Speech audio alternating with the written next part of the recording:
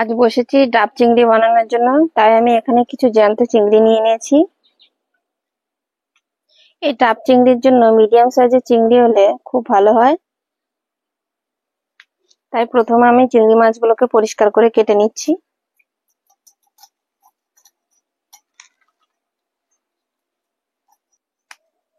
চিংড়িটাকে কেটে নেওয়ার পর চিংড়ির এই যে কালো সুতোর মতো একটা জিনিস আছে, সেটাকে ভালো করে বের করে নিতে হবে।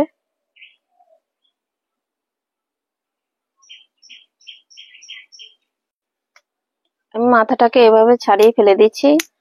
আপনারা যদি মাথাটা রাখতে পারেন,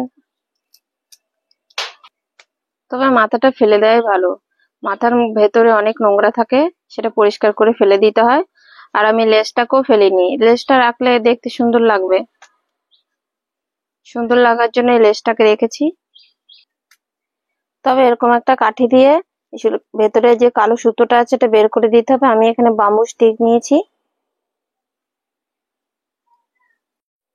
এরকম একটা দোমালা ডাব নিয়ে নিয়েছি। দেখুন কি সুন্দর শ্বাস হয়েছে, আর ভেতরে দেখুন জলে ভর্তি। এবার আমি নারকেলের ভেতর থেকে শ্বাসটা এভাবে চামচ দিয়ে পরিষ্কার করে তুলে নেব।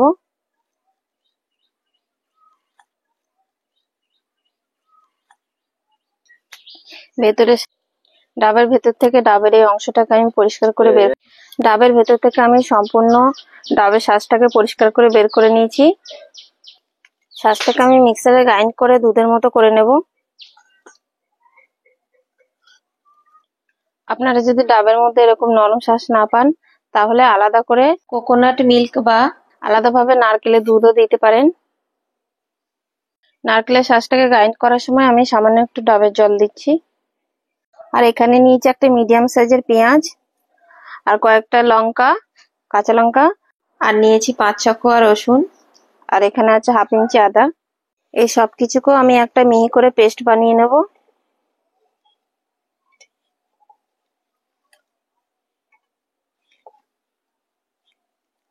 আমি এখানে 4টে কাঁচা লঙ্কা দিচ্ছি।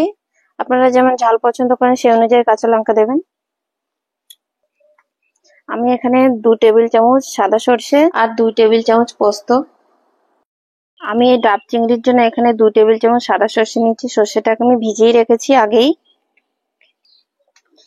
এই সর্ষেটা পেস্ট করার আগে আধ ঘন্টা ভিজিয়ে রাখলে পেস্টটা খুব ভালো হয়। আর এখানে নিয়েছি 2 টেবিল চামচ পোস্ত। পোস্তটাকেও ঠিক আমি আধ ঘন্টা ভিজিয়ে রেখেছি। আর আপনারা পোস্তের পরিমাণটা কমিয়ে এখানে 1 চামচ কালো সর্ষে ব্যবহার করতে পারেন, তাতেও খেতে ভালো লাগবে। এবার আমি এই সর্ষে আর পোস্তটাকেও পেস্ট বানিয়ে নিচ্ছি।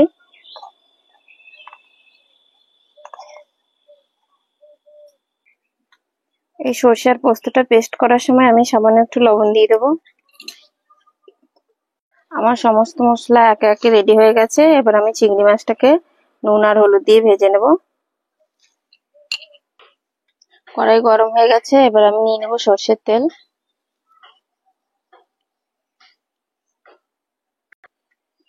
এই রান্নাটা সর্ষের তেল দিয়েই করতে হয়, তবেই খেতে ভালো লাগে।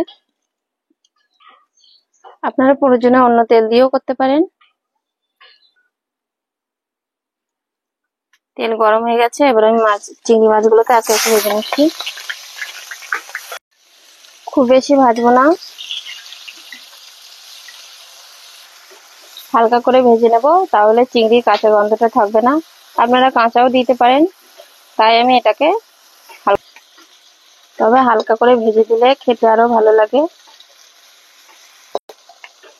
2-3 মিনিটের মধ্যে চিংড়ি মাছগুলো ভাজা হয়ে গেল, ঠিক এরকম হবে। এবার আমি এগুলোকে নামিয়ে নিচ্ছি।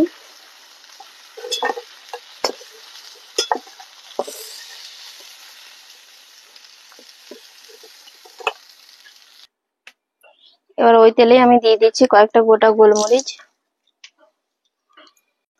আর দিয়ে দেবো পেঁয়াজ আদা রসুনের পেস্টটা।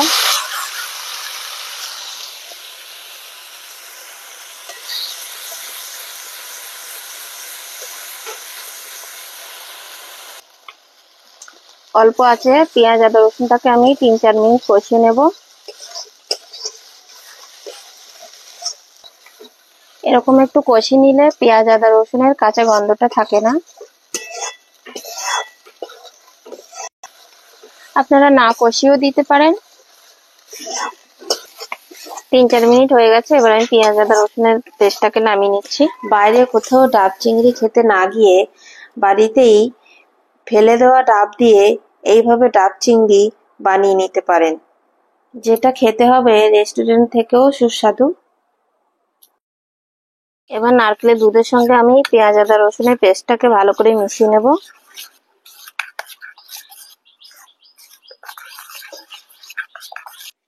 এবার এর মধ্যে দিয়ে দেবো পেস্ট করে নেওয়া সরিষার পোস্ত।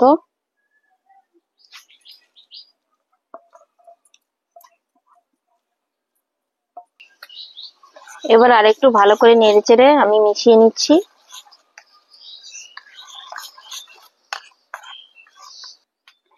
এবার এর মধ্যে দিয়ে দিচ্ছি অল্প পরিমাণ সরষের তেল।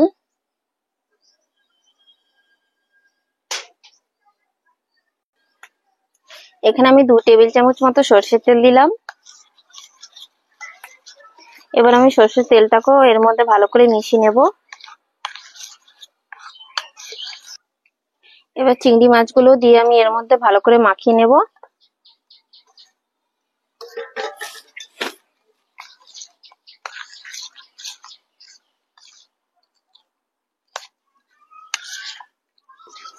চিংড়ি মাছটাকে গ্রেভির সঙ্গে ভালো করে মাখিয়ে নিলে চিংড়ি মাছের ভেতরে গ্রেভিটা ভালোভাবে ঢুকে যায় আর খেতেও ভালো হয়। আমি ডাবের ভেতরে চিংড়ি মাছ আর সমস্ত গ্রেভিকে আস্তে আস্তে চামচে করে দিয়ে দিচ্ছি।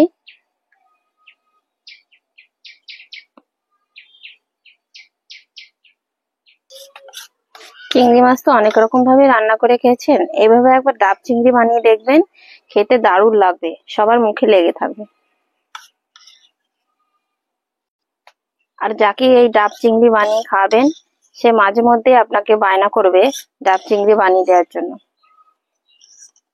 একটা কথা বলে দিই বন্ধুরা, আমি এই ডাব চিংড়িটা পুরোটাই ডাবের জল দিয়েই করছি। পেস্ট করার সময় আমি ডাবের জল দিয়ে পেস্ট করেছি, বাইরের কোনো জল ব্যবহার করছি না, কারণ ডাবের জল দিয়ে করলে এর টেস্টটা আরো ভালো হয়। আস্তে আস্তে ডাবের মধ্যে আমি সমস্ত কিছু দিয়ে দিয়েছি। এবার আমি ডাবের মুখটা বন্ধ করে দেব। ডাবের ওপরে যে অংশটা আমি কেটে ফেলে দিয়েছিলাম সেই ডাবের ওপরের অংশটা দিয়ে আমি মুখটা বন্ধ করব। আর দেখছেন পাশে যে ফাঁকটা আছে এটাকে আমি আটা দিয়ে বন্ধ করে দেব। এবার আমি আটা দিয়ে সুন্দর করে মুখটাকে বন্ধ করে দিচ্ছি। জয়েন্টটা সুন্দর করে বন্ধ করে দিতে হবে যাতে ফাঁক না থাকে।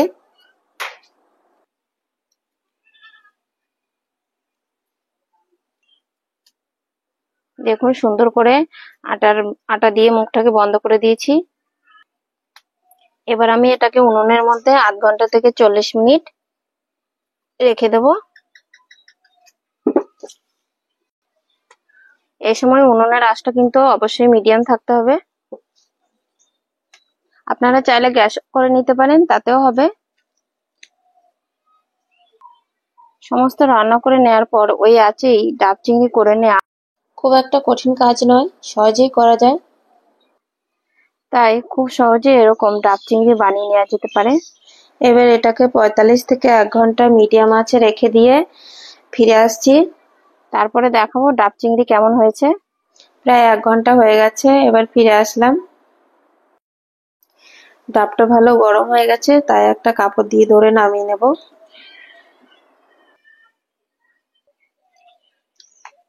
এবার আস্তে আস্তে আটাটাকে ছাড়িয়ে নেব। ডাব চিংড়ি হতে কতক্ষণ লাগবে সেটা ডাবের ভিতরের অংশ কতটা শক্ত আছে সেই অনুযায়ী ডাবটা রাখতে হবে। ডাব চিংড়ি হয়ে গেছে, এবার এটাকে আমি নামিয়ে নিচ্ছি।